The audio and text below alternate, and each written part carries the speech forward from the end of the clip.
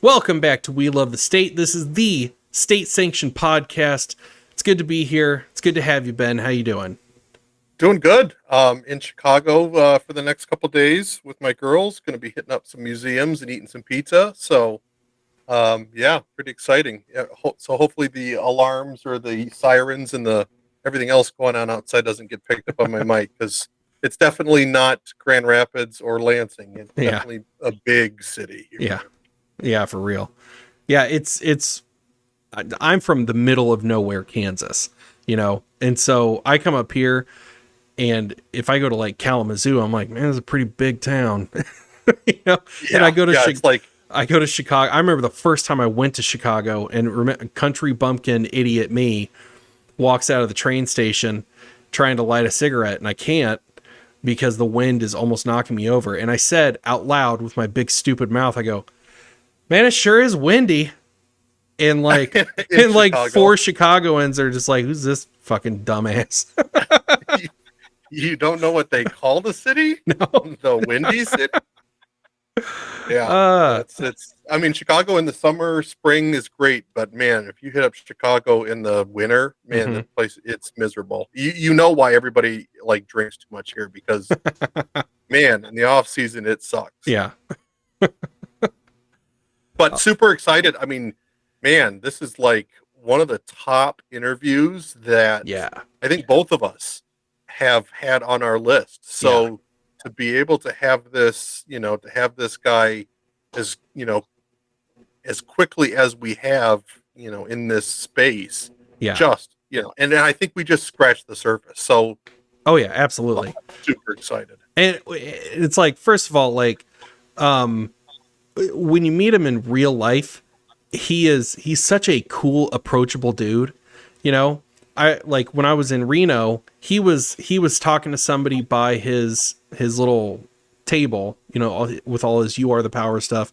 And we're talking about Spike Cohen, by the way, if you haven't picked up. Yeah, by the way, Yeah. Anybody that didn't read the description, Yeah. At this point, it's your fault.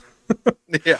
But no, but when I was in Reno, me and another Mises friend of mine are just walking through, and I see him, and I'm like, holy shit, that's like Spike Cohen, because this whole like Spike Cohen is my best friend and all that stuff, like that all just stemmed from a joke I made in a comment section on one of my videos on TikTok, and so to see it grow until like I could actually call Spike like a friend, like he's such a good dude.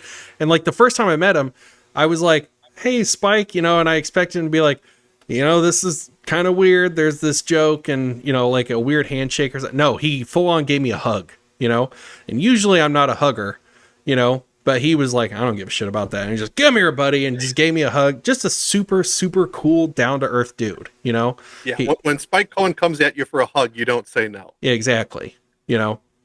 And well, that's the one thing that I think I've learned, the more and more I've gotten involved with the Libertarian Party, specifically the Mises Caucus. Like these are names that all of us recognize, but there is this feeling almost like they're untouchable because they are so well known in the party, and on the podcast space and the YouTube space, they almost come across as untouchable. And yeah, when you have the chance to actually sit down and ask some questions, or see, and just to have that quick conversation, I mean, it just becomes more and more apparent that we're all playing on the same team. And I think that is just so exciting that there isn't this like vast distance between somebody like a Tom Woods or a Spike Cohen or a Dave Smith.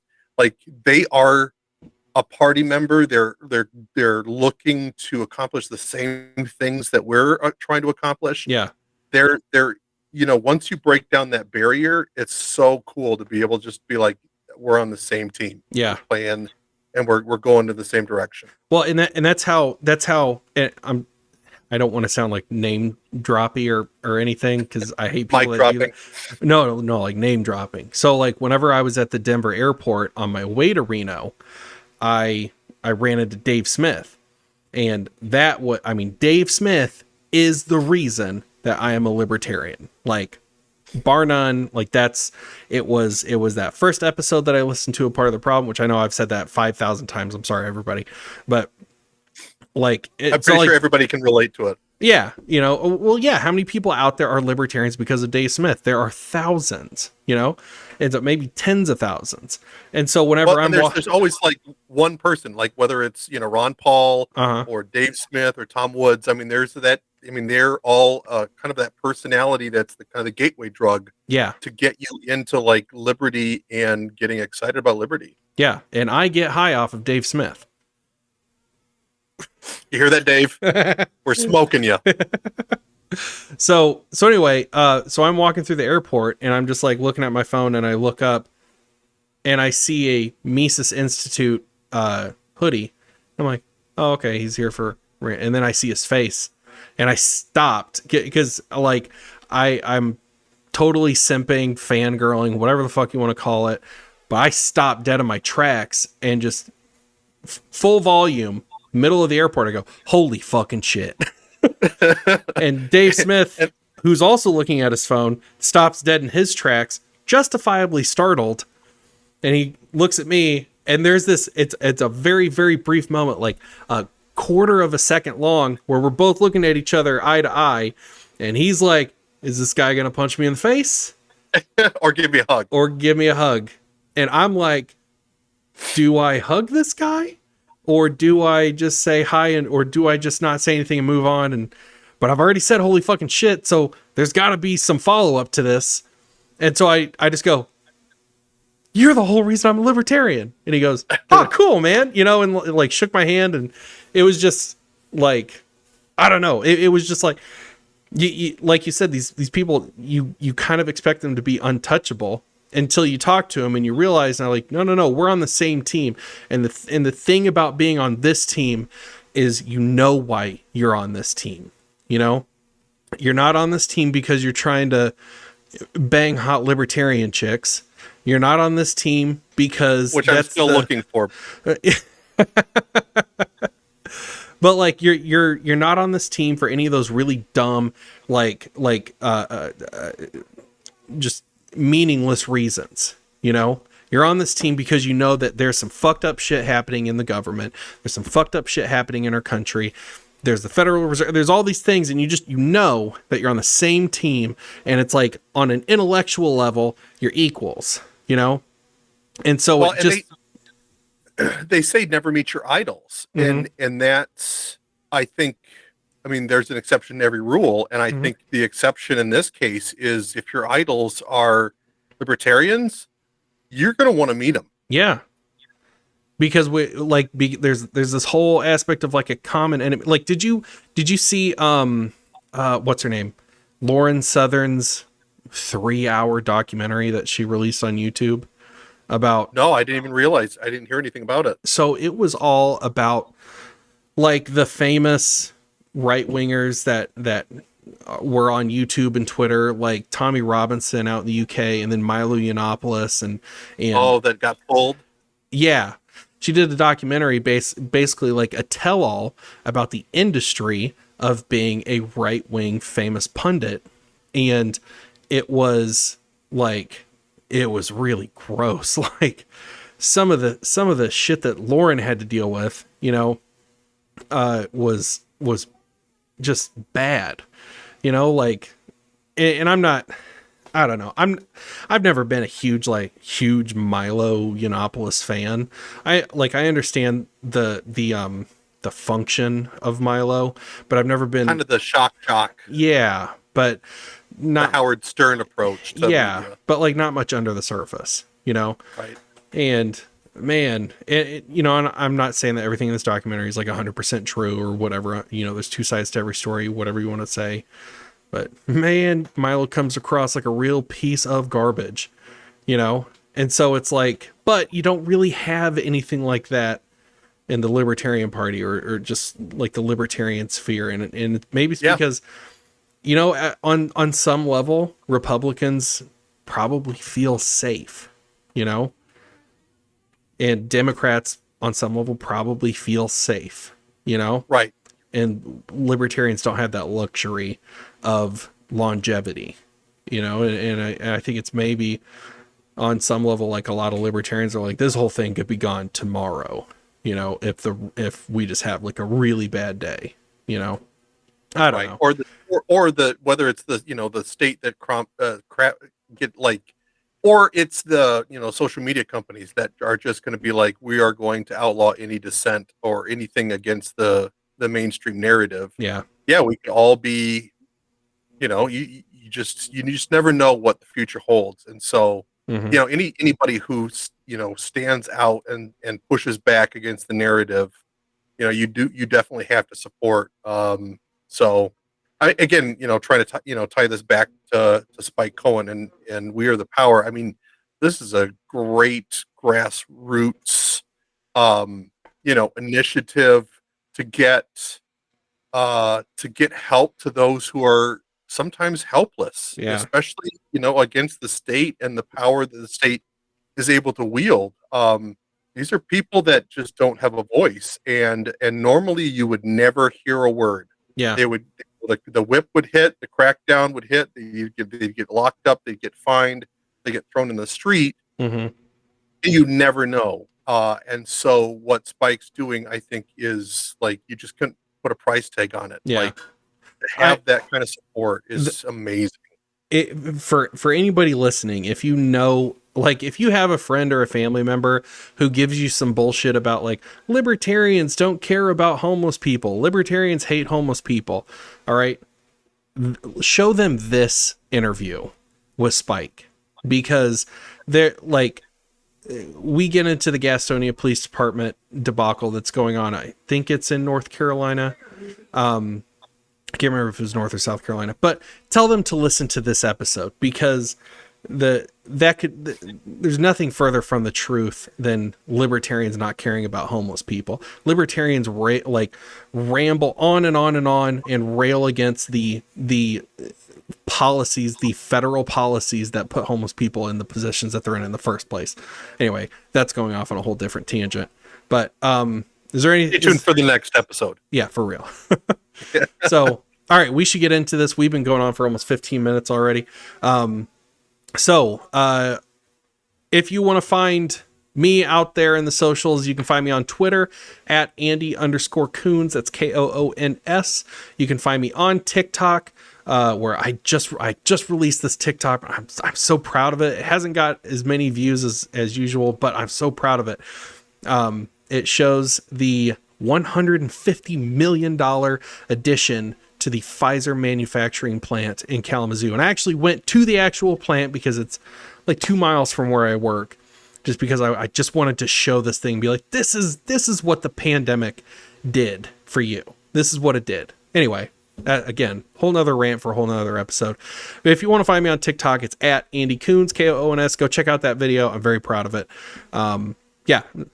And share it with your friends. I mean, that's the kind of stuff that doesn't get publicity. So, that's this kind of stuff that we need to be able to like put a spotlight on and show, follow the money. They always talk about follow the money, Mm-hmm. and that's a perfect example of where is the money, and Yeah. that's exactly it. Yeah.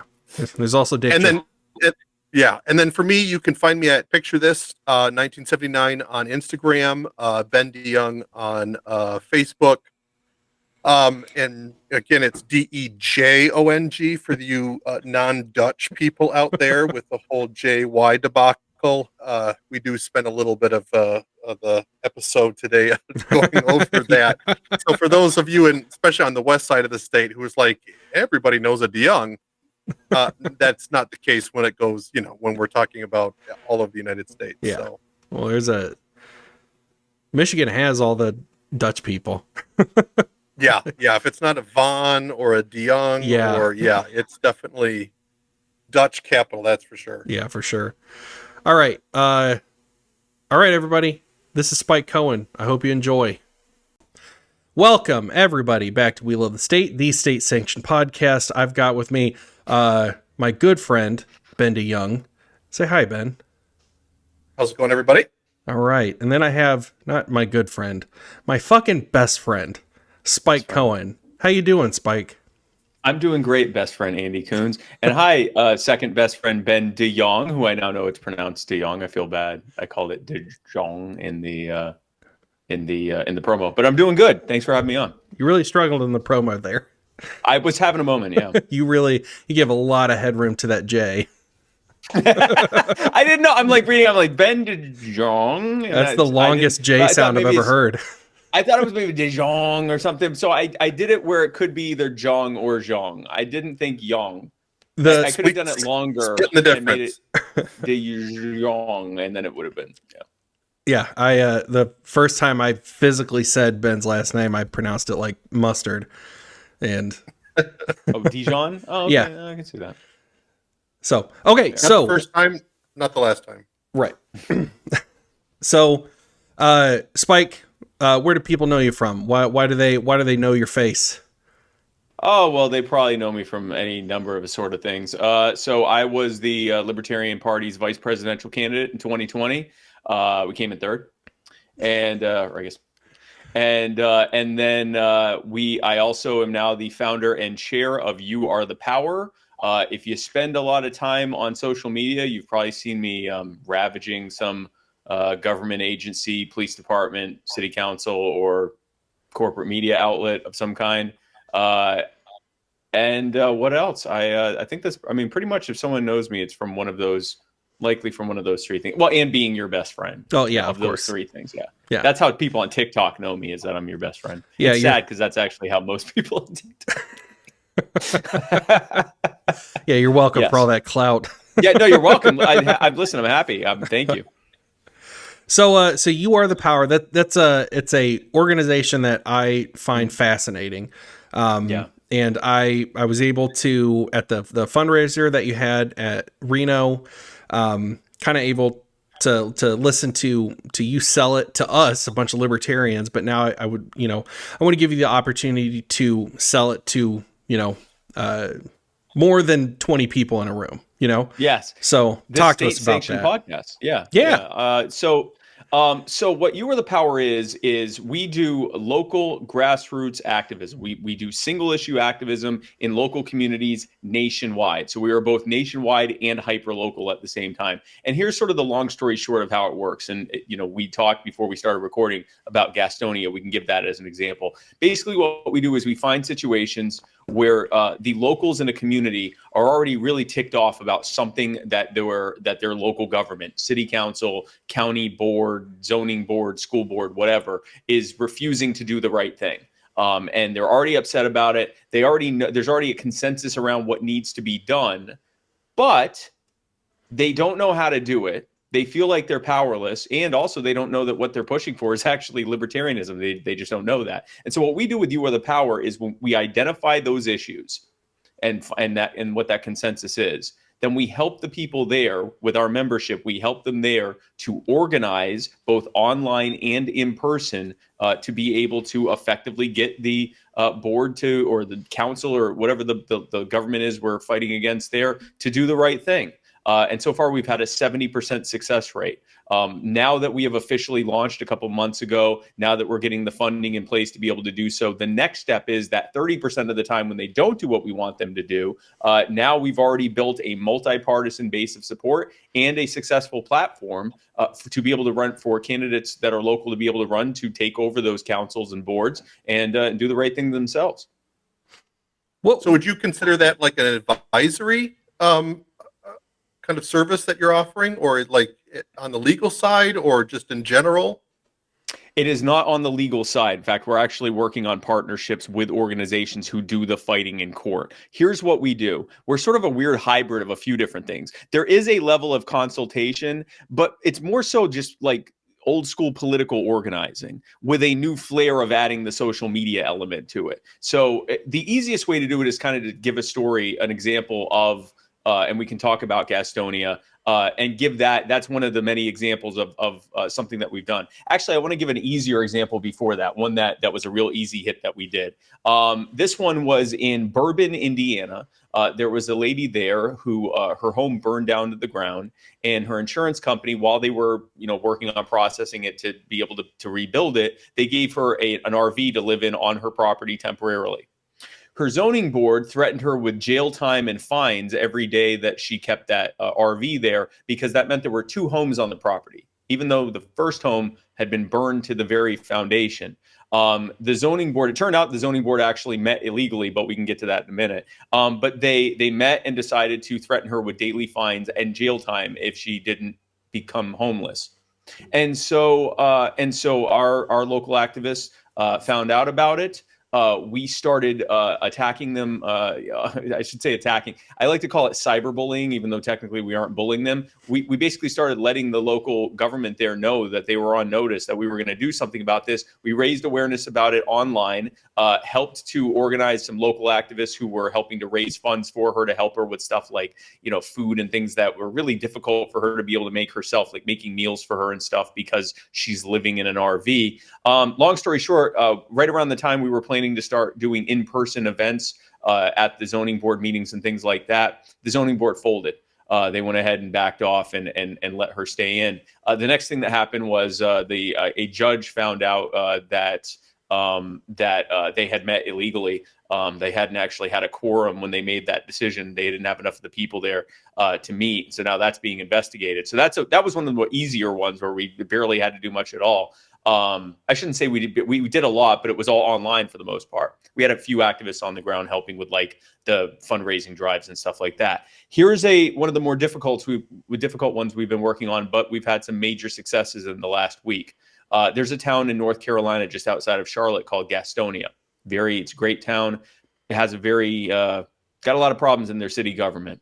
And there's a homeless veteran. Actually, he's not homeless anymore, but he was at the time, a veteran named Joshua Rohr. And he was outside with his service dog, Sunshine. And someone called 911 on him because while he was out there with his service dog, people were coming up to him. People in the community who know him were coming up and giving him like food and dog food and money, and he was accepting it. And she didn't think that was right. Even though that's perfectly legal in North Carolina, he wasn't asking, and technically he would be allowed to ask, but he wasn't asking.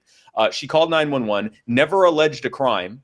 But even though she never alleged a crime, she just said, this ain't right and I don't like it. And so 2 cops showed up, Officer Maurice Taylor III and Officer Sierra Brooks. They proceeded to lie to him, tell him that he had committed crimes, which he had not, accused him of resisting and obstruction, even though he was trying to give them his ID. They wrongfully arrested him. They tased his service dog. She later passed away. And then they ran up. The dog did pass away. The dog did end up dying, not from the tasing. But what happened was when they tased the dog ran away, and then the dog tried to get back to him. Mm-hmm. They did nothing to try to find the dog. They lied to Joshua and told him that they told him that they had him, that animal control had him. That was a lie. They told animal control when they showed up that it was taken care of. That was a lie. Then they told him that a concerned citizen had found it and had taken her themselves. That was also a lie. They had no idea where the dog was. The dog, Sunshine, later tried to come back to the location where she last saw him because that's what she's supposed to do. And she was hit by a car and she did unfortunately die. But that all happened as a result of their wrongful arrest and tasing her, which made her run away. They also lied and said that no electricity had been deployed when they shot the taser. Well, you can hear in it the electricity going through when they on the video. But anyway, so they ran up a bunch of charges on him. They held him on this ridiculous bond for a misdemeanor panhandling charge. They claimed he was a flight risk, even though he was literally homeless. And then for the next almost year, because this happened last October, the DA, Travis Page, and the Gastonia police attorneys fought in court to keep the body cam footage from being released. They have a long history of running roughshod over the people in Gastonia, and they thought they were going to get away with it again. Then we found out about it. We immediately started organizing online. We started putting them on notice. We started driving media attention. We've been doing interviews on everything from local media there to national and international media, talking about this situation, getting more and more pressure on them. Then we started showing up to their meetings. And we've been working in concert with local Libertarian Party activists, local church membership activists, there's a Facebook group that was set up to support Joshua and to get justice for him and Sunshine. We've been working with him and those activists as well. Been working with some membership of the Republican Leadership Caucus, some Democrats as well, multi-partisan group of people. They've been showing up. I've been to a couple of the city council meetings and just putting more and more pressure each time, more and more people showing up. And I could tell you, I mean, there are like hour plus of different stories, but long story short, after enough pressure, eventually we were able to successfully get the body cam footage released. First, we got the charges dropped against Joshua. Then they got the body. Then we got the body cam. Then we got the city council members one by one, after being completely silent on this, started one by one saying, "Oh well, I've always supported having Joshua's body cam footage released. Of course, of course we have to do it." And that's when I knew we had won, because now they had to say it, which meant it was about to happen. Yeah. And sure enough, within a week, the body cam footage was released. The long form, like all 2+ hours of footage, is out there because it's multiple cameras from multiple officers. We actually, on my YouTube channel, we edited a version, like a 45-minute version, that kind of stitches together the different cameras and shows the most noteworthy aspects of the previous interaction, the interaction that led to the wrongful arrest, and the subsequent events after that. And now the next step, having come as far as we are, the next step is to push for an external investigation of the Gastonia police and this entire incident, not just the arrest and the tasing, but also the events afterwards by the DA and the police attorneys, because it turns out that Maurice Taylor III is the son of Maurice Taylor Jr., who is the head of Gastonia's internal affairs. Yep. Of course, that's how it goes. No conflict of interest there. No, none at all. Whatsoever. And now they have assured us, of course, the people that told us that Joshua had resisted, he had not. The people who told us that Joshua told animal control that they had the dog, which they did not, told Joshua the animal control had the dog, which they did not, and then told him that a concerned citizen had him, which they did not, and then told the public in a press release that the dog had been released to a family friend of Joshua's, also a lie, is now informing us that they can very much let us know that no family members were involved in their internal investigation, which they will not release. Yeah. I'm sorry. Go ahead. Well, I was just going to say, so the fight's not over, but we've come a long way. The next fight is get that external investigation and push for full prosecution of any officer or official who committed any crimes related to this incident. And then we also need a change. That's what we're also going to be pushing for at the state level, which is a change to North Carolina's laws to make it automatic, or at least much easier, to get body cam footage released. Because right now, the only way it can be done is if either an elected official requests it, or if the complainant is successfully able to argue over the DA that it needs to be released. So basically, it just doesn't get released unless government wants it to be released, and that there's no reason for that. Yeah. Ben, have you seen that footage? I haven't seen the full footage. No. Oh my gosh, dude! I'll send you a link to it. That was it's infuriating. Yeah, I mean, that's why I don't watch a lot of those footage. That especially when it comes to police and stuff like that. I end up getting so worked up. It's like, do I really want to piss myself off for the next 4 hours? And this one will do that, because this one will do that. Let me give you just a snippet of this. Joshua is explaining to them how he's not breaking the law, and at some point, Officer Taylor's just done, and he says, "I want to see your ID right now, or you're going to jail." And so he pulls out his ID and says, "This is my VA ID." And he has his state ID. He said, "This state ID is not valid anymore." He's homeless. That was whatever address he used to have. He said, "It's not valid, but here is my valid VA ID." Now, federal and state law, that VA ID is as good as any other ID, and he is required by law to accept it as valid ID. As Joshua has it in his hand, you see the footage of Taylor from Taylor's perspective. So there's no, oh, what happened? You're seeing what happened. He grabs his arm, immediately slams him on the hood, and says, "You're under arrest for obstruction." He, in the ensuing whatever, because Joshua's saying, "What are you doing?" Brooks, the other officer, she steps in and begins doing the arresting. Taylor walks around back. Sunshine, who is a trained PTSD service dog, is trying to get to Joshua to comfort him, because he's saying, "Someone please help me, someone help me, please record this." But at no point does she pose a threat. In fact, the officer, Brooks, says, he, thinking the dog's a he's not going to bite anyone. Officer Taylor says, "He's bit me," and then tases her. She is 6 feet away from him when he says that, Yeah. facing away from him. Yeah, That's a snippet of what that video's like. Yeah, and just hearing the fear in Josh's voice whenever Sunshine runs away, that like it sends chills down your spine, because you can hear how much he not only loves this dog but how much he needs this dog, because it's a medical device. It's a medical device. He said he suffers from severe PTSD, and like what one thing that just really made me mad is the first video, the first interaction that Josh has with Maurice. Like, it's a very like near the end of it, it's a very human interaction between Maurice and Josh. When the first police video is Maurice. This was like 3 or 4 days prior, and where Maurice was trying to tell him he had committed a crime and he was letting him off, and Josh was saying, "I didn't commit a crime. That's why you're letting me off." Right. But it ended civilly. Like, it ended with Maurice saying, "Have a great day," whatever, and leaving. Yeah. Well, I guess what I'm talking about is whenever Maurice comes back and he's like, "Hey, have you tried all these things for veterans? Have you tried this, and this?" Yep. Like that part, I was like, wait, is this, because I hadn't seen the whole thing. I was like, wait, is this the whole thing? I was like, this ended as well as I could have hoped, and then it switched to the other one, and that's when it gets all fucked up. But it was like, man, you were a human to Josh that time. What happened 3 or 4 days later where you turn into a total piece of shit? Like, I mean, you understand the guys.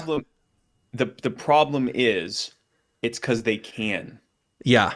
So it could have just been he was in the wrong mood that day. But the thing is, plenty of us get in the wrong mood in a given day. But we also know that, if nothing else, the one thing that'll hold us back from doing worse things is accountability, and not even necessarily legal accountability, just any kind of accountability. We'll be held accountable if we do things to hurt other people. We know that. So even in those moments where we're really feeling it, or we're really frustrated or whatever, that typically can help keep us under control. Just the knowledge that something could happen negatively to us for how we treat others. They don't have that. Mm-mm. They have qualified immunity. They have, they have all sorts of things to ensure that they can essentially do whatever they want. They have a police union backing them up. They have DAs, district attorneys, and police attorneys in court fighting so that no one can even see what happened. They felt full well like no one would ever see this, nothing would ever happen, and it would be perfectly fine. But because of the work that You Are the Power has done, working in conjunction with Libertarian Party activists and activists of all different stripes, we have been able to get this done. And there's been some incredible work. And I have to shout out one of the biggest foot soldiers we've had on the ground there has been a guy named Mike Ross, who has done the lion's share of the on-the-ground organizing month after month, sometimes multiple times a month. He's also been, without going into a whole other thing, because I know we have other stuff we want to discuss, but he has been involved with multiple things there in Gastonia. We're working on sometime just before the holidays doing some big charity drive there, because there's a big problem there with homeless people dying from, completely preventable things. They shut down the only homeless shelter in the city for the dumbest of reasons. It's just a bunch of terrible stuff. But we have great people on the ground that are doing that. That is the model. That is a model for the kind of organization. So when you were asking, Ben, what is You Are the Power? What do? We identify problems. We work with locals on the ground to organize both online and then coordinate that for in person. We work with others to flood their phone lines, their emails. If you are on a city council that we're trying to get to do the right thing, you aren't going to hear the end of it until you do the right thing. And if it takes people using the platform and the bulk of the base of support we built to run against you and replace you with someone who will do the right thing, then that's what's going to happen. And that's what You Are the Power is about. So a lot of it is kind of the David versus Goliath, where you're trying to be there to help David kind of like face off. So it's kind of that small guy, the machine is trying to grind him up. And so you're trying to place yourself in between the two. Basically. So imagine if David was about to face off with Goliath and like 100,000 other David showed up. That's basically what we're doing. Is we are showing up and saying, you thought that this was just going to be, because these city councils, man, and school boards and whatever, they're used to a handful of people showing up and yelling and them going, yeah, you shut up, and they do whatever they want. That's what they're used to. They're not used to having to delete their social media presence because anytime they post anything, there's 1,000 people there saying do the right thing on this specific thing, and having their phone line blow up at their office and having their email blow up, and then having people show up and fill their courthouse or wherever they held their meetings to capacity with people standing outside chanting and cheering. Like they're not used to this. And so what we're doing is we're using old school organizing combined with new school social media swarming to basically hold them accountable and make them do the right thing. So that's what You Are the Power is about. And if anyone wants to become a part of it, we'd love to have you. Membership is free, and we'd love to have you be a part of it. And the website is youarethepower.net. We are growing the liberty movement one community at a time, actually multiple communities at a time, one issue at a time to that community. Nice. All right. So I got a couple of quick questions, and then I'll hand things over to Ben. Okay. So what was the spark that led to You Are the Power? And then let's say all the stars align, everything happens exactly the way that you want it to. What does the sort of the success story of You Are the Power look like? That one's the easy one to, well, no, I'll answer it the way the order you asked. So what the spark for this, there were actually multiple sparks. I realized when I first got into libertarian activism, I've been a libertarian for 15 years now, give or take. But it was in 2017, end of 2017, beginning of 2018, that I actually got into libertarian activism. And what I saw from my background in business ownership and business development, I saw just some glaring errors on things like strategy, messaging, campaigning, just a lot of stuff that I thought needed to be done. I ran for the vice presidential nomination, fully confident I was not going to get it because no one knew who I was. But I was just using it as an opportunity to say, hey, look, here are some examples of things we could do. And I kind of led by example, showing here are the kind of campaign events we could be doing. Here are the kind of things we could be doing. Apparently, I did a good job because they gave me the nomination. So then running for national office, really backed up, in my mind, everything I had been saying. We need to be focusing local. We need to be reaching out to communities that typically haven't heard our ideas. We need to be primarily out-facing. We've already had full saturation within libertarians. The libertarians that are on the fence now, it's not because they aren't libertarian enough. It's because they want to see if we can actually accomplish something. And so let's do that. Let's bring people in and let's actually accomplish something. After the campaign, I spent the first few months of 2021 going around talking to libertarians at state conventions about what we could do. And then I realized something. You need to do this. You need to not tell people to do it. You need to do it, because how am I going to go around telling everyone what to do instead of going around just doing it? And so as a proof of concept, starting in summer of last year, we started doing events and started identifying things, again, just as sort of a proof of concept. Would this idea even work? Before I start bringing people on and hiring them and asking for donations and asking people to sign up, can I get a couple dozen volunteers together and actually make this work? And the results were incredible, and that's where we are from here. To answer your question about what our goal is, I was recently asked, 5 years from now, what would you say, or 10 years from now, what would you say would be proof of the success of You Are the Power? The purpose of You Are the Power is to grow the liberty movement so much that it doesn't matter who gets elected. Now, I personally, as a Libertarian Party member, I would like it to be the Libertarian Party.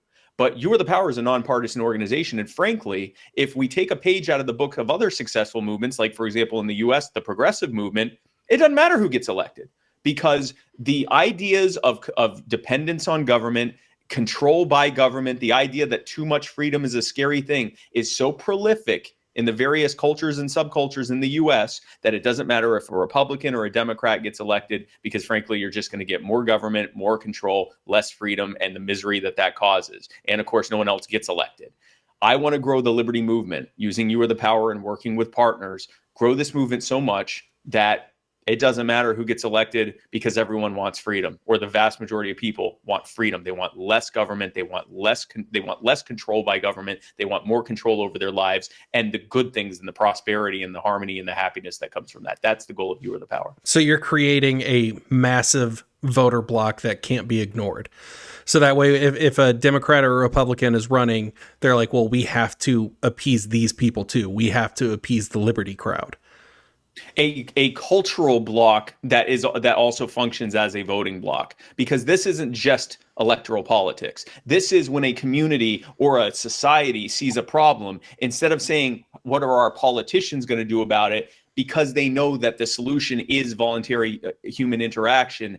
That's where we go to. So imagine a situation like a COVID, and instead of the majority of people saying, oh my gosh, what is the government going to do to solve this? Instead, they go, okay, let's figure out what the best way for us to deal with this, because we know damn well government's just going to make it worse. Mm-hmm.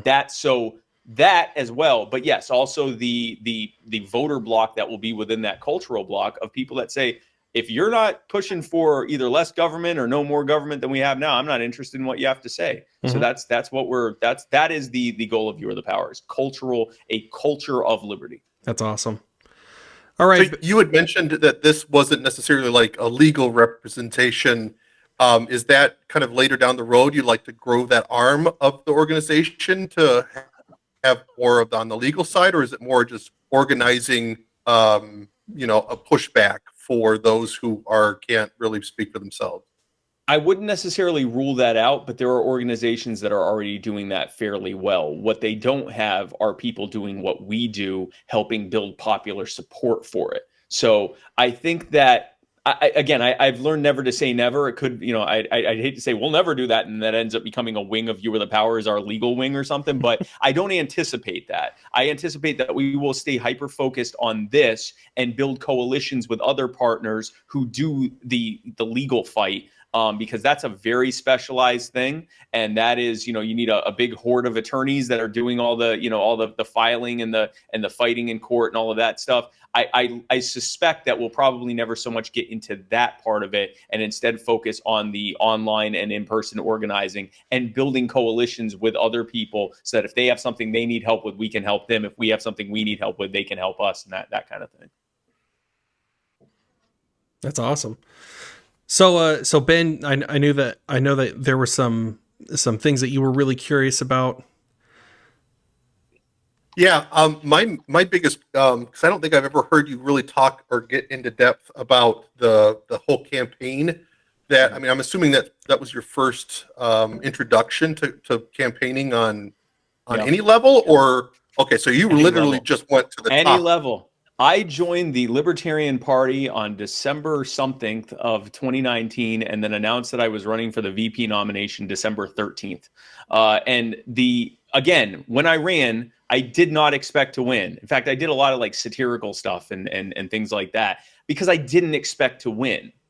What I was doing was using this as a, hey, okay, look at me. All right, now here's what I'd like to actually tell you. And I talked about like the types of campaigning we should be doing. And I led by example. I did door knocking tours in everything from, middle class, working class communities to housing projects and everything in between, smashing success with the people that came out and helped with that. This was before the lockdowns, like early 2020. In late 2019, we did college campus tours, handed out leaflets, talked with college students, and basically just saying, like, this is what we should be doing. If we're going to run a national campaign, this is the kind of work we need to be doing locally, statewide, and federally to be able to try to help our candidates. I talked about the kind of effective messaging that actually works to reach normies, people that aren't really wired the way most libertarians are, how you use, can tell stories to bring people into something, and how you can meet them where they are on subjects that matter to them and show them what the libertarian solution is. Again, apparently I did a good job selling my ideas, because they said, all right, you're our VP pick. And it wasn't until the last 2 or 3 weeks that I realized that was likely to happen. So then once I got it, I said, okay, well, you know what? I told them what to do, so let's go and do it. And to the best of my ability, I went across the country, visited 35 states, hundreds of campaign events, met tens of thousands of people. When the campaign ended, we had I think our membership had grown by something like 40 or 50%. So, I mean, I felt certainly in retrospect, there were things I maybe could have done differently. But overall, I think I with the fact that the media just pretended that third parties did not exist in 2020. We were not included in polls. We were not mentioned in the news. I've gotten way more media attention now than I did. In fact, just even in the opening couple months of 2021, I got exponentially more coverage than Joe and I combined got during the entire campaign. And it was entirely because they just chose to ignore us. That was another thing, another takeaway from all of this was we need to make stories.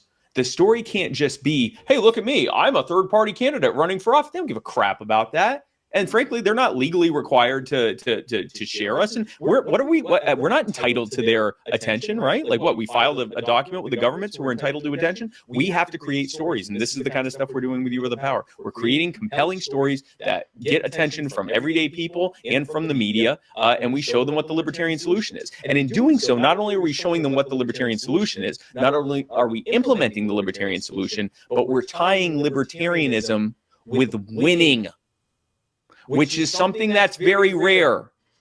So that's another big part of what we're doing. So kind of going along of the same lines, now that you kind of went through the ringer, how would you advise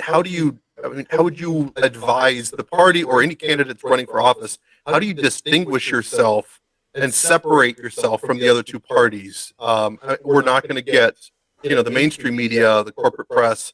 I mean, there's a lot of like great platforms online, Joe Rogan, Tim Pool, etc. But like, how do we really separate ourselves from the rest of the pack, so to speak, and still have a voice and get recognized, but not just be another political party? Right. So and that's an excellent question. What we need to do anytime that you're looking at, because I'm applying my sales and marketing thinking. The first thing you have to do is identify the pain point. Why are they voting that way? Well, we have plenty of polling to show that. The vast majority of Americans do not like voting Republican or Democrat. This includes people that have always voted Republican or Democrat. The vast majority of people don't want to do it. The reason that they do it is because the message from the two main political parties is, we are your only real choice. No one else is ever going to win. And so your only shot at having any influence at all is to pick which one of us and our lies you like better.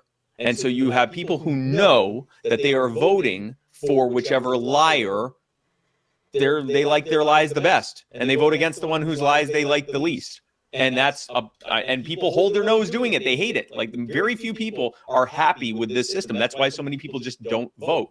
So what our message needs to be is a completely different message. We have spent the last better part of 50 years trying to say, well, we're a political party too, and you know what? There's some stuff from the Republicans you might like, and there's some stuff from the Democrats you might like, but there's a bunch of stuff they don't even do, and we can do it too, and we just never mention the fact that we never win. And if someone says, well, what have you won? We go, oh, we've won hundreds of local nonpartisan races. And if someone says you can't win, we say stuff like, well, we could win if you voted for us. That is a dead message. It goes nowhere. We spend so much time campaigning on the fact that it's a struggle to even get on the ballot, which means we are literally telling the people that need to vote for us that we're not going to win. And then we're angry that they don't vote for us because we're not going to win. So what I'm saying is that in order to be able to effectively do this, we need to pick races we can win, which is largely going to be local races, and put the bulk of our support and resources into that. And by the way, this advice is not exclusive to Libertarian Party members. It's anyone who actually wants to disrupt the status quo, because you sure as hell is not going to be able to do it in the main parties. I don't care what party you're part of, or if you're just running nonpartisan, I don't care. You need to meet people where they are. You need to identify a race that you actually have the wherewithal to get the win number, the vote number you need to win with the resources that you expect to get. Then you start meeting those people where they are on the things they're already talking about, and you sell those solutions to them. And then in doing that, you're introducing yourself to them, because they don't care about you or your philosophy or your any of that. They want to know how you're going to fix the stuff that they care about, because the majority of people still think politicians fix their problems. That's when you can sell them liberty. When you do it that way, and when you've looked realistically for something that you actually have a shot of winning, but you can win. Libertarians do win. Unconventional third party and nonpartisan candidates win all the time at the local level. That's why we're focusing there, to build that base of support so that in the future we can win statewide races and federal races. I would say to anyone running for a federal or statewide race in the Libertarian Party right now, statistically, your likelihood of winning is 0% right now. Doesn't mean you can't still use it effectively to spread the message, and you might be the first one to win it. I'm not telling you not to do it. What I'm saying is figure out what your win is, and it might just be this many new people signing up for the party, or this many new people, getting this many more votes, or although I think that's not the best metric because people vote and then go vote someone else. But like, how many people sign up for the party? How many people sign petitions to help you get on the ballot? That kind of stuff, like tangible things that you can look at. But yeah, I mean, my main advice to any party or anyone listening is focus where you can win. Do that other stuff for ballot access reasons and for messaging reasons, but focus where you can win. Because the more we focus on the races we know we're not going to win, the more we are putting the message out there that we can't win, which is a self-defeating message. Right. It's the last message we should be saying. Yeah. All right. One more question on the campaign side of things. Yeah. How, if, again, going through the whole thing that you already did, moving forward especially on the Libertarian Party, what would you like to see them do differently moving forward?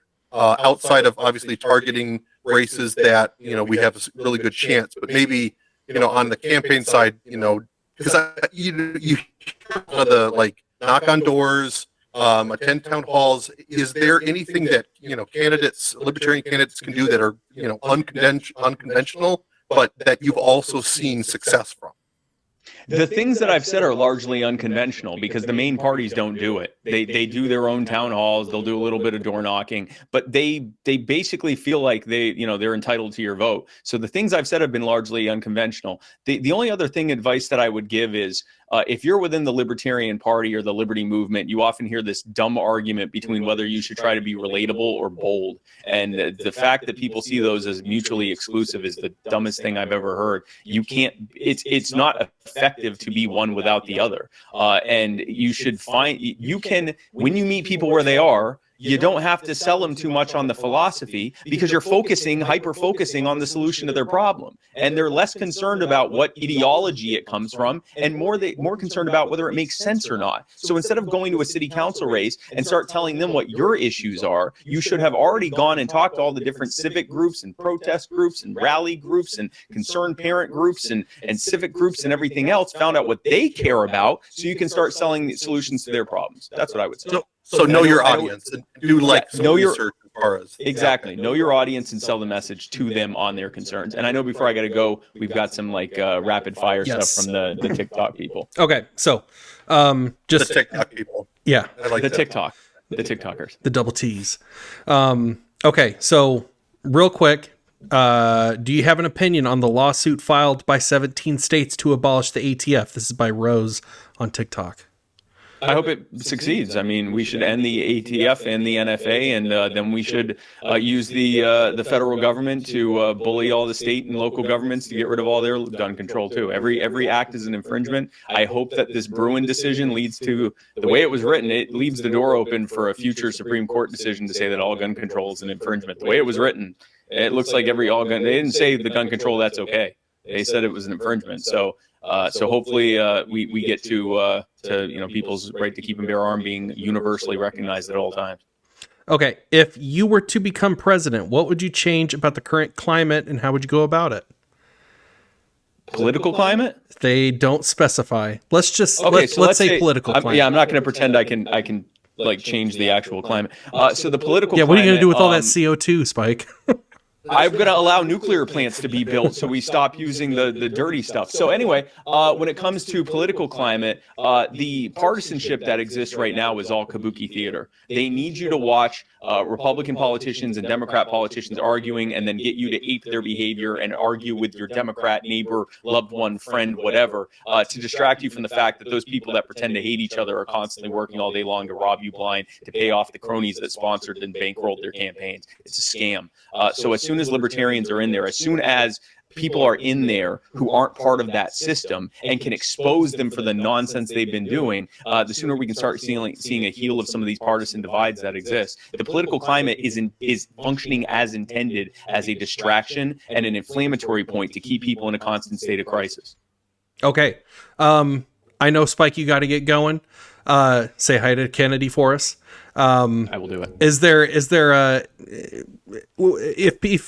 sorry, Jesus, forgot how to talk. If people want to find you, where do you want them to go? Sure. So I am Spike Cohen on TikTok. Literally Spike Cohen. Literally Spike on Cohen. TikTok. I'm digitally Spike Cohen. If you look for Spike Cohen on all social media, I'm on it. My website is spikecohen.com. I have a podcast on Muddy Waters Media. You can find that on all social network and social media and podcasting platforms. What's it called? And again, if you want to be a part of what's that? What's it called? Well, it's the Muddy Waters of Freedom, and it's on Muddied Waters Media. So if you look for Muddied Waters Media on all podcasting platforms, all social media platforms, you'll find them. Or if you want to become a part of the grassroots army for liberty that we are building across the country and help liberate your community and bring people to the movement, join You Are the Power by going to youarethepower.net. And thank you, guys. Thanks for having me on. Thank you so much for coming on. We really appreciate it. Ben, is there anything else you want to say before we let him go? No, it's been a pleasure. I really appreciate your time and can't wait to chat with you again. Thank you, Ben DeJong. I don't know how to say your name. All right. Thank you, Spike. Take care.